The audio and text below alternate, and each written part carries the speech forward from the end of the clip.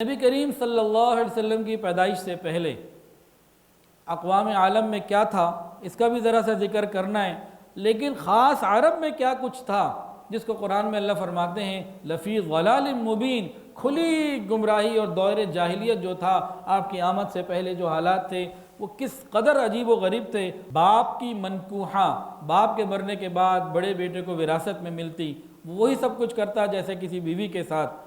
حقیقی بہنوں کے ساتھ ایک وقت میں شادی جائز ہوا کرتی تھی۔ ازدواج، شادیوں کی کوئی حد نہ تھی، ایک آدمی جتنی چاہے شادی کر لیتا اور شادی کے علاوہ بھی جو چاہے سو وہ کرتا۔ اس کے علاوہ شراب خوری، جوا، سود، زنا، اس سارے گناہ بہت زیادہ تھے۔ اور بے حیائی کی حالت کیا تھی؟ مجھے تو لگتا ہے کہ آج ہم اسی بے حیائی کی حالت کے قریب کہیں جا رہے ہیں۔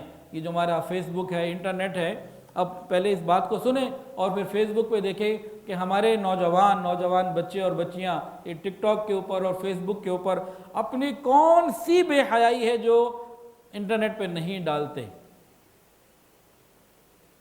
اس زمانے کی بے حیائیاں کیا تھی سنیے۔ اس زمانے کا ایک بہت بڑا نامور شاعر تھا امرؤ القیس، جو شہزادہ بھی تھا۔ اس نے قصیدے لکھے تھے، شاعر تھا۔ اپنے کسی ایک قصیدے میں اس نے اپنی پھپھی زاد بہن کے ساتھ جو اس کی بدکاری تھی اور جو اس کا ریلیشن شپ تھا مزے لے کر بیان کیا، اور یہ قصیدہ کعبہ شریف پر لٹکایا گیا۔ اور اسی قسم کے کچھ کام ہم کر کے ہماری نسل فیس بک، ٹک ٹاک اور ان چیزوں پہ لگا رہی ہے۔